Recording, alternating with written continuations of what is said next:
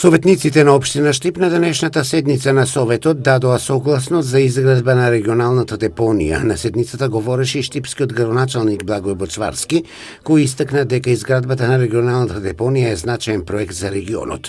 Истата ќе чини 26 милиони евра, а депонијата треба да се изгради во регионот на Светиниколските села. Час поскоро ние треба да бидеме лидери, како што сме лидери во регионот по многу други прашања и затоа што сме регионален центар на Источна Македонија, да оваа одлука ја донесеме без никаква дилема и да продолжиме напред, да и дадеме пас на владата да бара средства за да се изгради час поскоро оваа депонија. Кога ќе ги имаме одлуките на сите совети од општините од двата региони, тогаш ќе може владата да пристапи и да бара средства до европските фондови за изградба на овој капитален објект за целиот источен и североисточен регион.